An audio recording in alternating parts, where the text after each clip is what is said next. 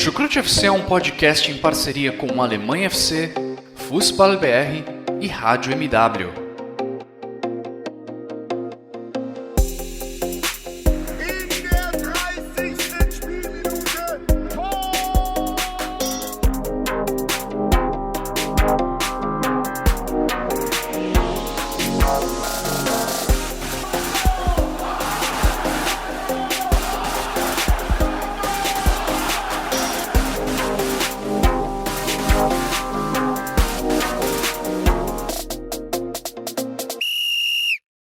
Sejam muito bem-vindos, fãs da Bundesliga. O meu nome é Guilherme Ferreira e eu recebo vocês para uma edição histórica do Chucrute FC. Histórica porque acabamos de testemunhar a maior derrota da história da seleção da Alemanha em jogos oficiais. Em Sevilha, 6 para a Espanha, 0 para a Alemanha.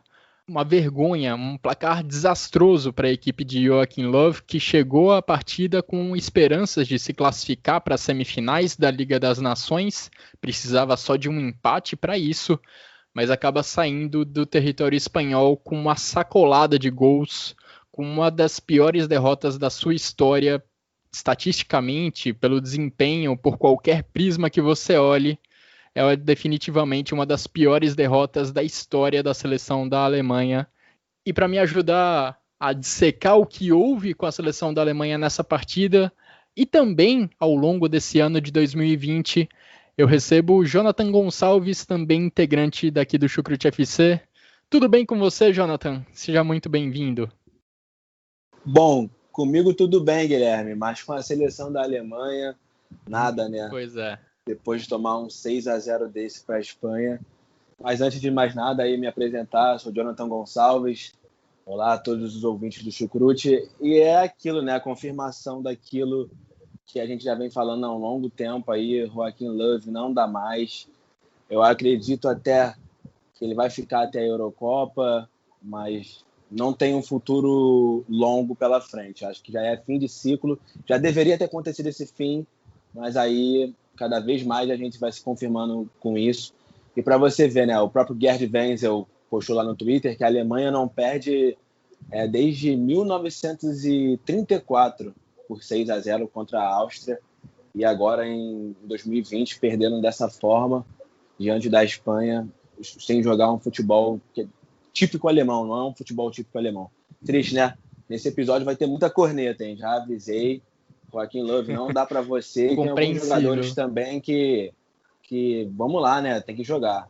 Essa derrota da Alemanha por 6-0, a única por 6 gols de diferença na história da seleção da Alemanha, aconteceu em um amistoso contra a Áustria, e foi na verdade em 1931. O próprio Gerd Wenzel acabou corrigindo essa estatística lá no Twitter.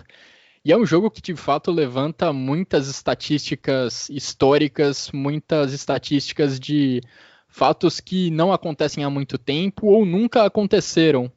Essa partida, por exemplo, foi a única na carreira de Manuel Neuer que ele saiu de campo depois de receber 6 gols em toda a carreira profissional do Manuel Neuer. Schalke, Bayern de Munique, seleção da Alemanha. Fica essa marca ruim para o goleiro da seleção da Alemanha que, olha, zero culpa para ele nessa partida, hein? Inclusive, se não fosse pelo Neuer, essa goleada poderia ter sido muito pior para a seleção da Alemanha. Bom, agradeço a todos que acompanham o Chucrute FC, que escutam esse episódio, em especial aos nossos padrinhos. Fazer um agradecimento também aos nossos parceiros do Alemanha FC e também do Fußball BR. Se você está conhecendo o Chucrute FC agora, nós estamos disponíveis, você pode encontrar nossos episódios nos principais agregadores de podcast, Deezer, Google Podcasts, Spotify, além do YouTube, onde também nós estamos disponibilizando os nossos episódios. É uma alternativa para você acompanhar o nosso trabalho sobre o futebol alemão. Agora, Jonathan, vamos de fato falar dessa partida. A gente teve, na verdade, 3 jogos, né, nessa data FIFA, mas é inevitável a gente dar o maior destaque, a gente começar falando dessa goleada por 6-0 que aconteceu lá em Sevilha, porque a Alemanha foi improdutiva dos dois lados do campo. Na defesa, sofreu a partida inteira, Manuel Neuer, como eu já falei, foi talvez o melhor jogador da Alemanha na partida, o único com jogadas relevantes, jogadas positivas relevantes. E no ataque também totalmente improdutivo, só 2 finalizações. 2. A título de comparação, eu até publiquei isso no Twitter agora há pouco, até mesmo o Brasil no 7-1 teve uma produção ofensiva maior. Vamos lembrar que no segundo tempo o Brasil até chegou a fazer uma ameaça e tal, nada que pudesse representar uma chance de empatar aquele placar, mas teve lá suas finalizações. Ao todo, o Brasil finalizou 8 vezes no gol da Alemanha naquele fatídico 7-1. Hoje, a Alemanha só finalizou 2 vezes, nenhuma delas no alvo. Muito abaixo, né, Guilherme? Muito triste ver a Alemanha jogar dessa forma, uma Alemanha que eu, por exemplo, conheci jogando um futebol muito ofensivo e nunca vi, eu acho, a Alemanha sofrer uma goleada por mais de 4 gols, 5 gols. Sinceramente, não me lembro, não me vem à mente assim, né? E foi como Por você 6 falou. gols, nem eu, nem você, nem pais, nem nossos avós. Exatamente. E assim, foi como você falou, o setor defensivo, por exemplo, na partida, foi o Philipp Max, né, o lateral esquerdo. Eu sempre defendi a convocação dele, inclusive a gente pedia, né, por muito tempo que isso acontecesse e demorou para acontecer. Hoje em dia ele está no PSV, mas fez já boas exibições pelo Augsburg na Bundesliga e fez bons jogos para a Alemanha, né, na outra data FIFA, também nos primeiros jogos aí, o amistoso contra a Tchequia, né, a República Tcheca, e também na UEFA Nations League, agregando, mas nesse jogo foi muito abaixo. O próprio Robin Koch aí, que está no Leeds, né, na Inglaterra, ex-Freiburg, muito abaixo. Eu acho que nessa hora a gente acaba voltando naquela tecla, infelizmente, queira ou não, do porquê, né, o Joachim Löw aposentou o Mats Hummels, o Jerome Boateng, que são jogadores que ainda estão num nível de seleção que para jogar principalmente essas competições. Porque, assim, né, a UEFA Nations League não é uma competição principal. Você vê que o próprio Love está convocando muitos jovens, tá deixando no banco, né, também, um pouco põe para jogar, põe mais nos amistosos em si do que na UEFA Nations League. Mas eu acho que poderia acionar mais também na UEFA Nations League, mudar um pouco esse time aí. Ficou bem abaixo, né? É até meio difícil de falar depois de tomar um 6-0 desse. Mas assim, atuação defensiva abaixo, na frente também nada produziu, 2 finalizações num jogo, como você bem falou aí no 7-1, o Brasil foi mais ofensivo, chegou mais à frente. E assim, né, é aquilo, como eu disse, não tocar na mesma tecla, mas são fatos que de fato, se os jogadores que eu citei estivessem hoje nessa seleção de hoje, eu acho que muito difícil tomariam um 6-0 assim. Olha, eu acho até que tomaria uma goleada, viu? Eu acho que o placar não seria muito menor só por causa de peças individuais. Eu vejo essa Alemanha com problemas muito mais coletivos do que individuais, pelo menos foi o que ela mostrou hoje, mas é impressionante como está repercutindo essa derrota da Alemanha. No Twitter mesmo, o Mesut Ozil, que já não joga mais pela Alemanha desde a Copa do Mundo de 2018, ele próprio publicou agora há pouco uma mensagem pedindo a volta do Boateng para a seleção da Alemanha, e é claro, esse clamor, esse pedido pelo retorno de Boateng, Hummels e Thomas Müller é comentário de todas as pessoas que acompanham o futebol alemão, o próprio Schweinsteiger, que agora é comentarista da televisão alemã, também se questionou o motivo desses 3 jogadores não estarem de volta nas convocações do Joachim Löw. Mas, de fato, eu acho que o problema apresentado pela seleção alemã é muito mais coletivo do que individual. Se fosse o Beckenbauer de 74, a Alemanha também estaria em apuros nesse jogo contra a Espanha. Com certeza, Guilherme, isso aí é um fato, né? Foi muito mais um problema coletivo, até porque foi o que o Rainer falou no último podcast, a seleção não tem uma identidade, né? A seleção da Alemanha, o treino que o Joachim Löw, eu não sei qual é o que ele dá, o treino em si. A gente não vê sair uma jogada, os próprios jogadores já não se dão mais pelo Joachim Löw, essa é a verdade, já não estão mais afim mesmo. Acho que é mudar esse ciclo. E como falou aí o Lothar Matthäus, né, há pouco tempo, que se o Joachim Löw cair na fase de grupos da Eurocopa, caso ele chegue, né, eventualmente à Eurocopa, é bem provável que ali será o fim dele. E é um grupo muito difícil, um grupo com Portugal, com França, a própria Hungria, né, que conta com o goleiro Gulaxi aí do Leipzig, que a gente conhece bem, conta com o Szoboszlai, um jovem que está jogando muito aí pela Europa fora. Então a Alemanha vai encontrar dificuldades na Eurocopa e já há muito tempo, né, Guilherme, que não contra seleções grandes também não se mostra. Tudo bem, a gente vai contextualizar ainda o calendário desse ano, mas a Alemanha lá em 2019 só enfrentou seleçõezinhas fracas, e a que pegou que era forte, que foi a Holanda, foi 2 jogos sinistros. A Alemanha ganhou por 3-2, o outro perdeu por 4-2, e a Holanda jogando muito, a Alemanha sofrendo muita dificuldade naquele jogo. Assim, ganhou de Bielorrússia, de Estônia, Irlanda do Norte, não foram seleções expressivas, né, a nível técnico. Isso demonstra um pouco a fraqueza desse time do Joachim Löw há muito tempo, também que não se prova contra grandes seleções, né? E hoje contra a Espanha ficou escancarado isso, é um problema coletivo, de fato. Como o Philipp Max, que eu falei dele lá atrás, é um jogador que realmente, como eu pedia, ele tem que continuar na seleção alemã, sim, acabou de chegar, tem muito talento, mas com um outro treinador, uma outra filosofia, uma outra ideia, e a DFB tem que pensar nisso. E eu acho que quanto mais esses resultados vão acontecendo, isso vai ganhando força para o Joachim Löw cair, como o próprio Mesut Özil, assim, falando no Twitter, né, pedindo o Boateng, isso repercute, né? Vai ter burburinho. Então, acredito que está chegando aí o fim do técnico Joachim Löw à frente da Alemanha. E ainda trazendo um pouco da repercussão dessa derrota por 6-0, é curioso notar que o Mesut Özil falou que é hora do Boateng voltar para a seleção da Alemanha, mas não mencionou Hummels nem Thomas Müller nesse tweet.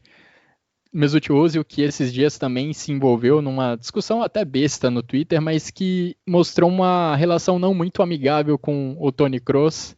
Özil tendo participações curiosas nesses últimos dias através do Twitter dele, dando algumas alfinetadas em alguns ex-companheiros de seleção da Alemanha, ele que não saiu bem, não se aposentou bem da seleção da Alemanha em 2018 por toda aquela questão de xenofobia, por conta das origens turcas dele e o İlkay Gundogan, que logo antes da Copa do Mundo tiraram uma foto com o Erdogan, o presidente da Turquia, o ditador turco.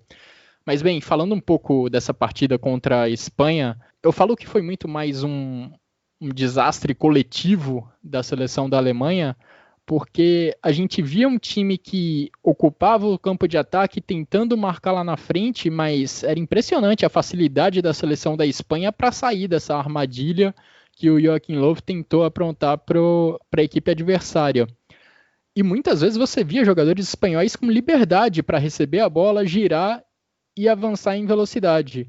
Algumas chances de gol e alguns gols da Espanha saíram dessa forma. Bola lá atrás, a Espanha tocando com tranquilidade, os zagueiros com espaço e vez ou outra encontrando alguém no meio-campo com liberdade para receber a bola e iniciar a jogada de ataque em velocidade. E quando você avança todo o seu time para marcar lá na frente e não pressiona quem tem a bola, não pressiona o time adversário, isso é a senha para você tomar uns ataques em velocidade mortais. E foi isso que aconteceu durante boa parte do jogo, com o Manuel Neuer, vez após vez, tendo que ver um atacante espanhol cara a cara com ele.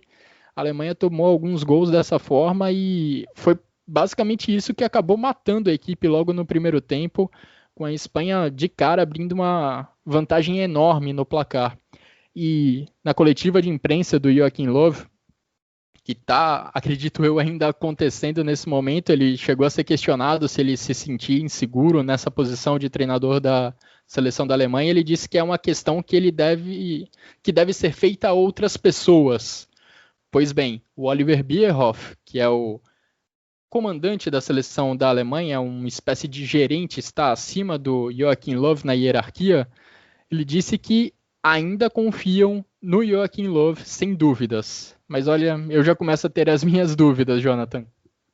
Depois de hoje, Guilherme, eu acho que todos aqueles que não tinham dúvidas agora já estão, acho que, concretos que é preciso ter uma mudança na seleção alemã.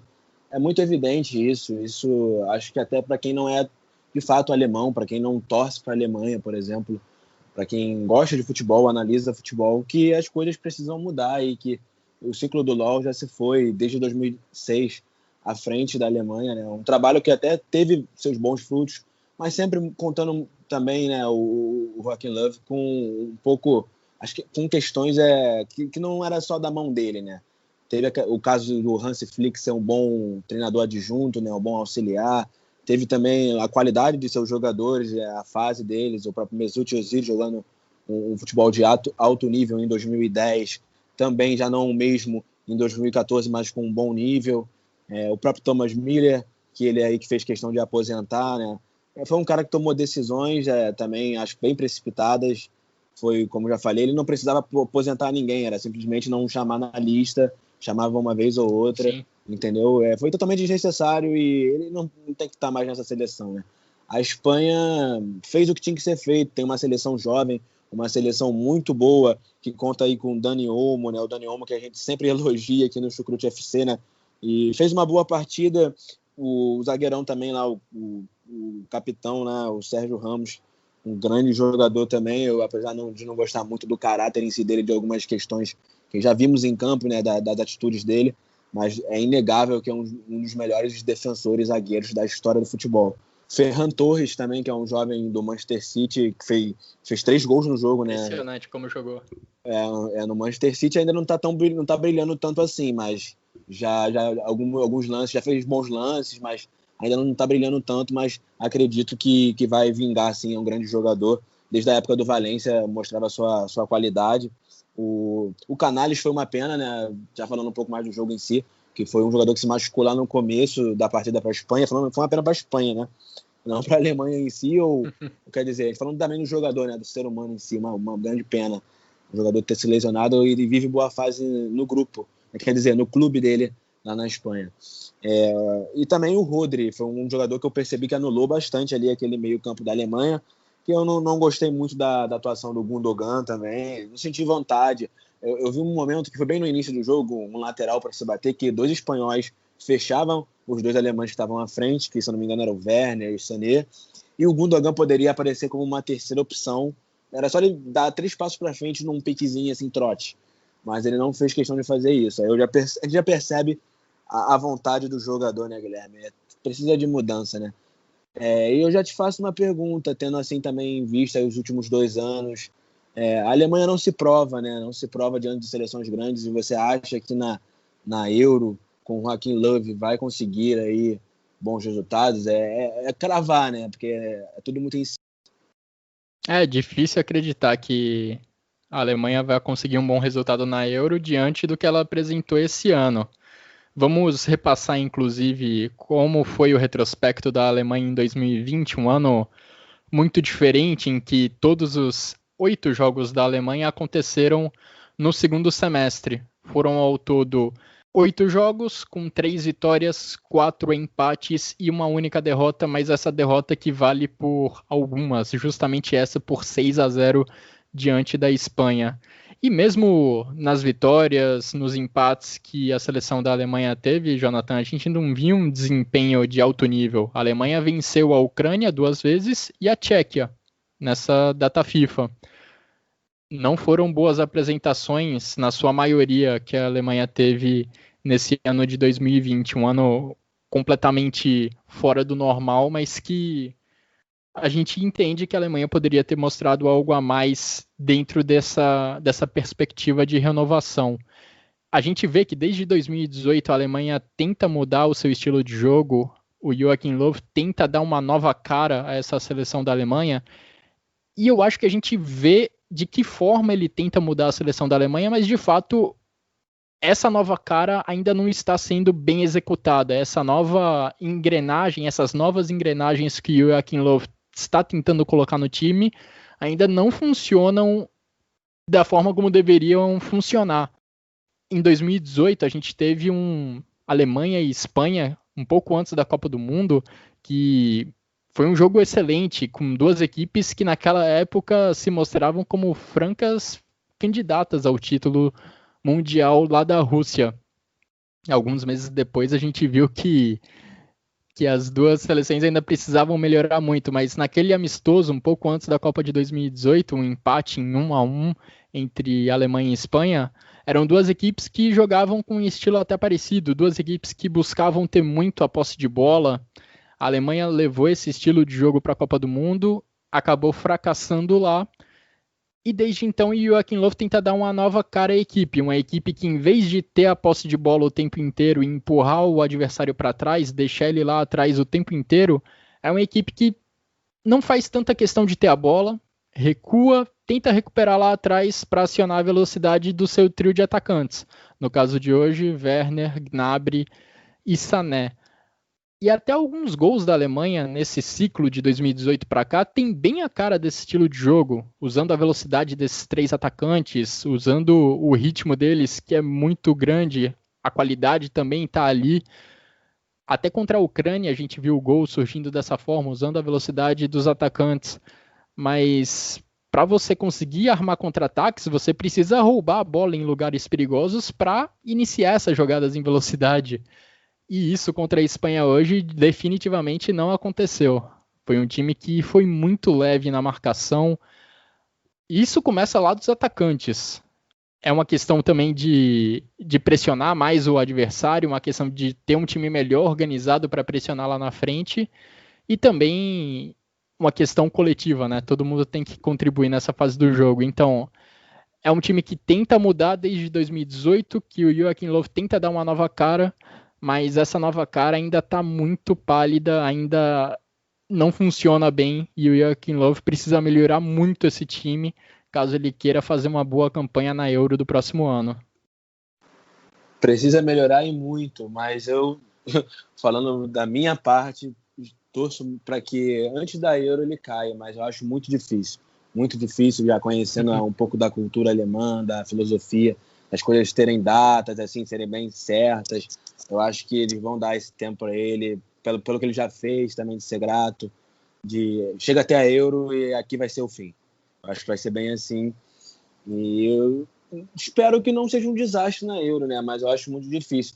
Mas uma das coisas que foram levantadas como assunto lá na Alemanha é o baixo índice, né, das TVs em dia de jogo De audiência, não é? De audiência em dia de jogo da seleção alemã, o que também já aconteceu bastante aqui no Brasil e acho que ainda de certa forma até acontece, mas já voltou um pouco mais, acho que já vou, sei lá, depende muito, eu vejo alguns amigos que não veem tanto a seleção brasileira, eu mesmo vejo alguns jogos, mas nem todos. O último contra a Venezuela, por exemplo, foi triste de se ver. Às vezes o cara também ali, tem CBF, né, tem Tite, essas coisas todas, que o cara também não se identifica e não quer ver. Na Alemanha não deve ser diferente. O cara também tá vendo ali que o Joachim Löw não tá acertando o time não tá mais com vontade, as coisas precisam ser mudadas e não tá mais representando aquela Alemanha, né, ou aquele Brasil que tal torcedor já tenha conhecido e que abandonou conforme o tempo, né? Muitos também brasileiros que foram felizes em 2002, hoje em dia já não olham com o mesmo apreço para a seleção brasileira, né? É da vida também isso, mas são coisas críticas que a gente precisa refletir e ver, né? Como o baixo nível de audiência na Alemanha é um sinal de que Joachim Löw é de fato um fim de um ciclo. E, assim, a Alemanha não se provou nos últimos anos contra seleções grandes e até mesmo goleou Estônia, goleou outras, aí Bielorrússia. Não conta muito, né? Mas também, até em alguns jogos contra essas seleções assim, pequenas, fracas tecnicamente, teve alguns jogos que em fases do jogo, um primeiro tempo assim, da vida, não jogou um futebol tão bom, matou no segundo, não foi um futebol encantador, não foi um futebol que te prende, apesar de vezes de ser sabe aquele jogo que é uma goleada, mas não é tão atrativo? É exatamente isso. Teve alguns jogos da Alemanha que foram nessa linha. Isso eu digo como um brasileiro, fã da seleção alemã, que a gente gosta de assistir, né? Mas às vezes a gente para, o que está fazendo ali em frente à TV? Porque poderia ser muito melhor, mas está muito limitado. E a Alemanha enfrentou algumas seleções de peso desde a Copa do Mundo de 2018. Enfrentou França 2 vezes, enfrentou a Holanda, se eu não me engano, 3 vezes, enfrentou a Argentina uma vez em um amistoso, enfrentou a Espanha agora pela Liga das Nações nessa segunda edição e só tem uma vitória contra essas seleções de maior peso, justamente contra a Holanda no ano passado, num jogo também bem sofrido por 3-2. O retrospecto contra as seleções de maior peso é realmente bem preocupante para o Joachim Löw, que agora tem mais uma data FIFA para preparar a sua equipe para a próxima Euro. Joachim Löw, que como eu disse, eu vejo a ideia dele depois da Copa do Mundo de 2018, ele tenta mudar o time, ele tenta fazer um time mais de transição, de mais contra-ataque, usando a velocidade dos seus 3 atacantes. Em um momento ou outro, a gente viu essa ideia funcionar, mas em geral, a regra é que essa ideia não vem sendo bem executada, vem sendo realmente muito mal executada, para falar a verdade, porque em vários jogos a Alemanha tem muitas dificuldades para atacar e também para se defender, como mostrou dessa vez contra a Espanha. E não é culpa só dos zagueiros, repito, se Boateng estivesse lá, se Hummels estivesse lá, seria um desastre, se não igual, talvez parecido. Os problemas não seriam totalmente resolvidos nem com o Beckenbauer de 74 lá atrás. Até porque são 2 jogadores que jogam muito, mas não são velozes e foram muitos contra-ataques que a Alemanha sofreu e eles iam com certeza sofrer bastante com isso. Mas é como você falou, o futebol é coletivo, todo mundo sabe disso, são muitos jogadores aí, cada um tem que se dar cada vez mais, ainda mais defendendo a camisa de uma seleção. Eu penso assim, eu queria ser jogador, né? Quando criança eu joguei futsal, joguei fut7, mas na adolescência, etc. Mas assim, eu acho que se eu tomasse 6-0 por um clube, ia me doer muito menos do que se eu tomasse 6-0 pela minha seleção, no caso, o Brasil, ou se jogasse um dia por Portugal, por nacionalidades, assim. Mas ia me doer perder pela minha seleção, pela minha pátria, por 6-0, seja amistoso, seja UEFA Nations League, Eurocopa, Copa do Mundo. Perder por goleada, vestindo a camisa da seleção. Então, tudo bem, os jogadores também acho que devem sentir, de certa forma, que precisa mudar. Alguns podem estar querendo, eu acredito que isso pode acontecer, o mundo do futebol tem dessas, sabotar o técnico.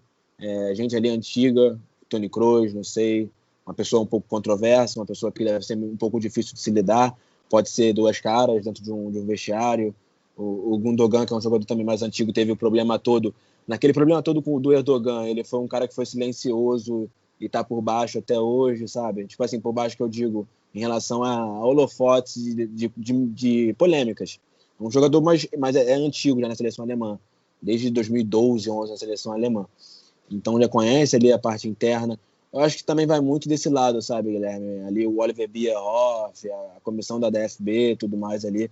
Eu acho que eles, de fato, precisam de mudanças e quando essas mudanças acontecerem, vai ter esquema tático bem melhor, vai ter tudo muito melhor, porque é uma mudança que eu acho que é no técnico também. Pode ser, é difícil também pensar, né? Vamos pensar aqui, né? Quem que a gente poderia indicar para a seleção da Alemanha?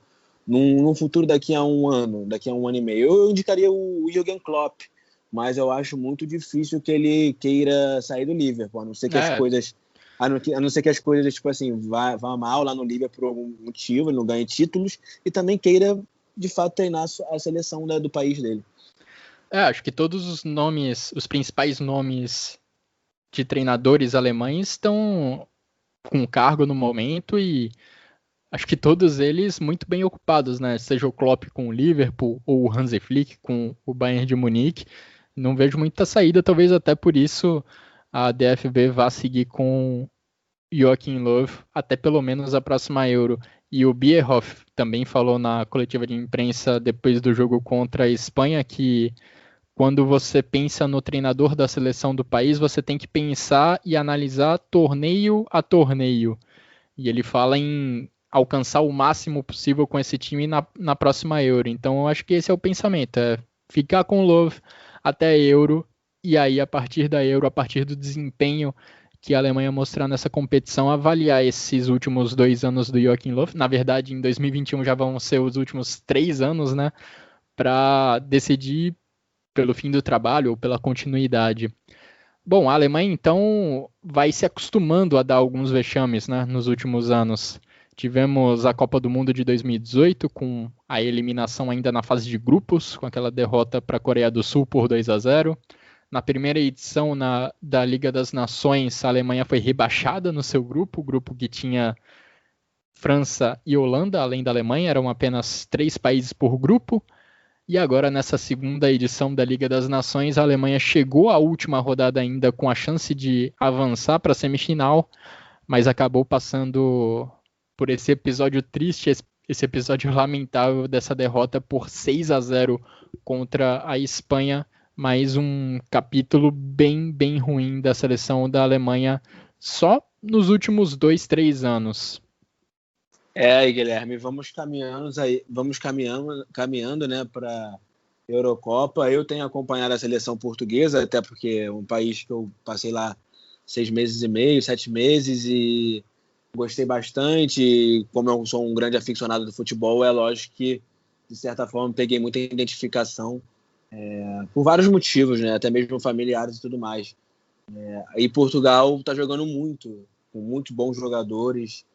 Bruno Fernandes, próprio João Félix, Cristiano Ronaldo, sem palavras, né, e etc. Jogadores também, Rubem Dias, Rubem Neves. Tem grandes jogadores e eu acredito que é uma seleção que a Alemanha, por exemplo, vai ter muita dificuldade, porque o Fernando Santos, o treinador, já é um treinador lá que está há muito tempo na seleção.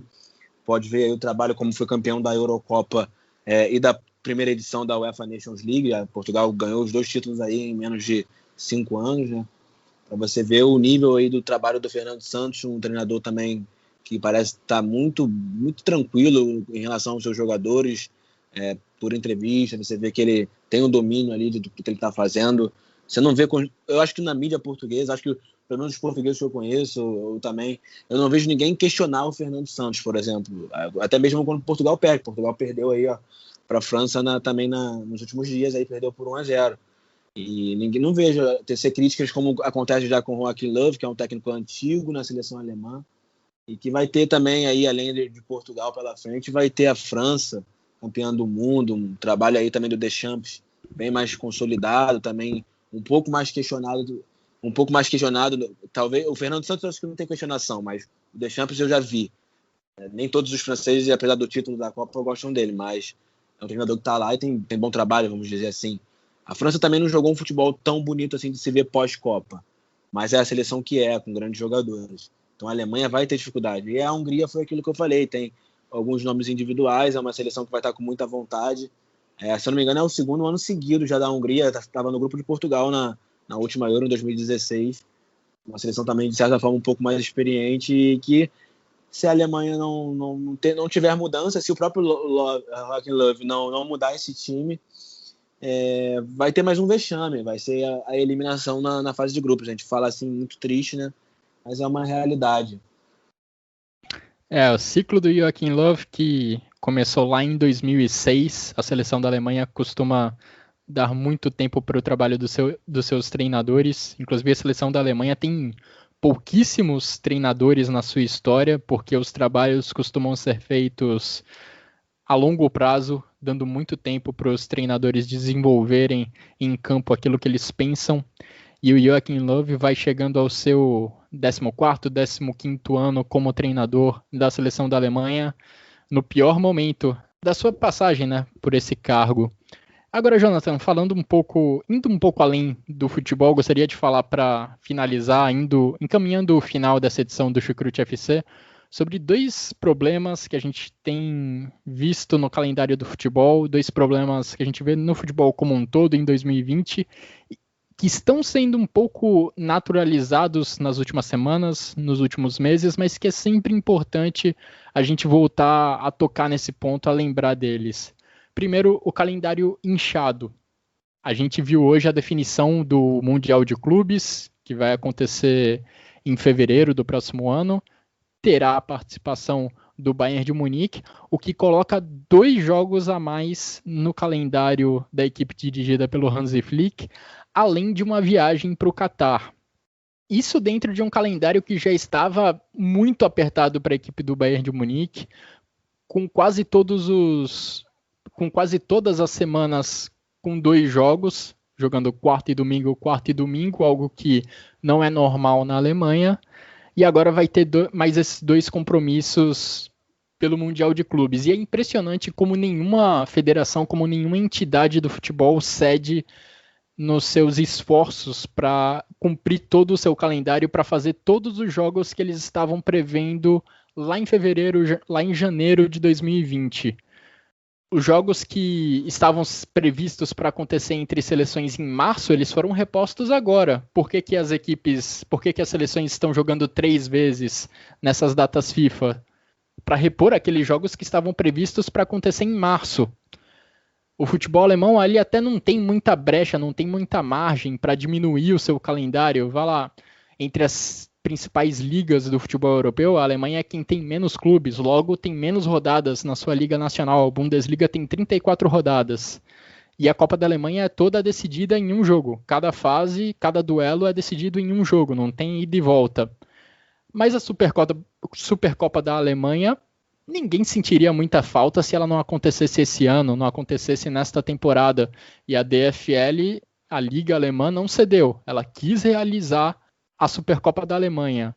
Ou seja, ninguém quer ceder no calendário e todo mundo quer colocar o mesmo número de jogos que estava previsto antes num calendário que está muito mais apertado. É verdade, Guilherme. E eu vou além. Eu acho assim, a UEFA Nations League não é uma má proposta.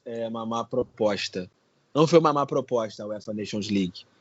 Mas, assim, nasceu no momento errado. Eu digo assim, durante já estava com um ano de competição, já era a segunda competição, né? Mas aí veio o Covid, por exemplo. Aí a FIFA também tem 1000 problemas, não é a melhor instituição do mundo, muito pelo contrário, mas também consigo entender o lado deles, né? Tem coisas que, assim, não estou querendo defender ninguém, até porque não é minha função aqui, mas eu acho que é muito difícil também para quem está lá querendo definir datas, né? Eu acho que assim, essa Nations League poderia acabar, por exemplo, essa edição, e suspender ela, nem que seja temporariamente. Já tem-se uma ideia aí também da tal da Conference League, que é uma terceira liga que, pelo visto, eles vão segurar, justamente por isso. Entendeu? Então, na verdade, a Conference League é sobre clubes. Mas mesmo assim, é a mesma discussão. Já vai ser mais clubes para jogarem, para ter mais jogos aí. Então, não sei, Guilherme. Eu acho que tinha que ser diferente, sabe? Tinha que ser diferente, pensando também no lado dos jogadores, né? Tantas viagens, o desgaste físico e tudo mais. E eu acho que são os jogadores os maiores prejudicados nessa situação toda. A gente viu o Sérgio Ramos e o Canali sendo substituídos ainda no primeiro tempo do jogo contra a Espanha por problemas musculares, o que indica uma sobrecarga de jogos, uma sobrecarga física desses jogadores. Para você ver. E para você ver, Guilherme, assim, são jogadores que vão fazer muita falta lá para os clubes, né? Tudo bem, também tem que levar em consideração, como eu disse, teve o coronavírus, aí eles têm que reencontrar a data. Mas você não consegue também ter a mesma linha, que assim, é um campeonato que acabou de nascer, vai fazer 2 anos aí, 3 anos, que eu acho que a FIFA, junto com a UEFA, a entidade também que é a UEFA, teria que repensar, até porque as seleções europeias meio que se fecharam, né? Hoje em dia é muito difícil do Brasil, da Argentina, arrumar uma datazinha ali. Também acredito também muita má vontade, é muito problema, né, de falar de instituição de confederações, de CBF, de AFA, é muito complicado, mas enfim, é muito difícil para as seleções sul-americanas, seleções da América do Norte, da África, arrumar hoje em dia um jogo com o europeu, sabe? Bem mais complicado. Acho que eles se fecharam muito e poderiam repensar, o mundo já é outro, aconteceu um vírus aí, aconteceu não, está acontecendo, e muitas coisas têm que ser pensadas diferente. Pois é, e nessa ganância, nessa volúpia de todas as entidades quererem disputar o mesmo número de jogos que estavam previstos para acontecer lá em fevereiro, lá em janeiro, são de fato os jogadores que são prejudicados e às vezes até os clubes que eles defendem. O Jonas Hoffmann saiu contundido nessa data FIFA, defendendo a seleção da Alemanha. Talvez o maior destaque do Borussia Mönchengladbach nessa temporada vai desfalcar a equipe por algumas semanas. E além do calendário inchado, tem um segundo problema que a gente tem que voltar a tocar, que é a questão da pandemia. O Covid ainda não acabou Inclusive, boa parte da Europa está passando por uma segunda onda que parece que está começando a afetar o Brasil também. E estamos vendo jogadores viajando de país para país com alto risco de pegar a doença e de repassar ela para outras pessoas, de dar sequência à transmissão do vírus. O Suíça e Ucrânia, que seria o outro jogo pelo grupo de Alemanha e Espanha nessa rodada da Nations League, foi cancelado porque jogadores ucranianos estavam com Covid. Inclusive, jogadores ucranianos testaram positivo no dia seguinte ao jogo contra a Alemanha. Então, imagina o risco ao qual os jogadores da Alemanha foram submetidos ao disputar essa partida. Isso vale para o futebol europeu e também para o brasileiro, por sinal. Uma organização dos jogadores seria fundamental para tentar combater, para tentar brigar por uma melhor condição de trabalho dos jogadores. Eu gosto de acompanhar ligas esportivas americanas, né, NBA e NFL, e lá existe essa figura da entidade que representa os jogadores, que é formada pelos jogadores e que representa os atletas perante as ligas, perante as organizações. E lá eles conseguem conversar olho no olho, eles conseguem emplacar algumas demandas dos jogadores, conseguem estabelecer ali, digamos, um salário base, um número de partidas máximo que pode ser disputado a cada temporada. Então, se os jogadores de futebol fossem mais unidos, se eles tivessem uma organização que os representasse de forma firme, eles com certeza não estariam disputando essa quantidade maluca de jogos num espaço de tempo tão curto. Seria fundamental para eles brigar por essa justiça, né? Por um calendário mais justo e mais consciente diante de um período de pandemia, porque eles acabam sendo os maiores prejudicados nessa situação. Sim, Guilherme. E a gente mora num país, por exemplo, no Brasil, né, que a gente vê aí o Campeonato Brasileiro, por exemplo, não para quando um jogador é convocado, quando tem data FIFA, né? O que eu acho um absurdo também. O nosso calendário, eu acho que eu amo estadual, assim, eu não digo que amo. Eu acho que tem um saudosismo do estadual do passado, que o do Rio de Janeiro, por exemplo, aqui de onde eu sou nascido e criado, já se tornou uma bagunça. Mas, assim, eu acho que deveria ser repensado os estaduais hoje em dia em relação a datas. Muitas, Copa do Brasil, eu acho que talvez também poderia pensar num outro modo, de uma outra forma. O brasileiro, pontos corridos, eu acho que é necessário. Mas, assim, as datas teriam que ser diferentes, cara, porque eu acho que a gente mora num país que mais acontece, talvez, que os jogadores jogam durante uma temporada. Tanto que o Rafinha veio pro Flamengo aí no último ano e ele mesmo falou que no Bayern não jogava tanto, tudo bem, era banco em muitos jogos, mas quando jogava, ele não pegava tantos jogos como pega aqui no Brasil durante uma temporada inteira, sabe? Não é a mesma coisa, você vê isso nos jogadores. Uma pena, né, que a gente também mora, como já disse, no Brasil, e aqui as pessoas, às vezes, principalmente assim, essas pessoas famosas, jogadores, para serem um pouco mais ativistas, brigarem por direitos próprios, se posicionarem mais em redes sociais e tudo mais, lutarem mais por direitos, assim dizendo, se abstêm muito, ficam muito na deles, né, e acabam que quem sofre mesmo é ele, porque se pudesse, vamos supor, ter uma grande mobilização de todos os jogadores do Brasil se unirem, vamos supor, para pedir mudanças no Brasil, te garanto, Guilherme, que seria uma coisa que o mundo iria olhar para o Brasil, o mundo iria olhar para o Brasil, ver os jogadores fazerem isso e repensar. Com certeza mudanças aconteceria. As coisas para mudarem precisam ter um grande impacto, sabe? Nesse sentido, eu acho que teria que ter um grande impacto que teria que nascer do jogador, dos jogadores, e teria, por exemplo, usei o Brasil como exemplo porque a gente é daqui, mas vamos supor, algum país. Acho que o Brasil, por exemplo, infelizmente é muito difícil da gente ver os nossos jogadores daqui se unindo dessa forma e criticando de uma forma bem efusiva, né, no Instagram da vida, assim, no Twitter. Depois de diversas críticas à seleção da Alemanha, ao calendário do futebol e ao modo como o futebol está lidando com a pandemia, a gente encerra mais um episódio do Chucrute FC. Muito obrigado a você, Jonathan, pelos comentários e pelas análises. E muito obrigado a todos que nos acompanharam até aqui. Final de semana já tem Bundesliga novamente e nós estaremos aqui trazendo o melhor resumo em português do campeonato alemão. Um grande abraço a todos e até a próxima.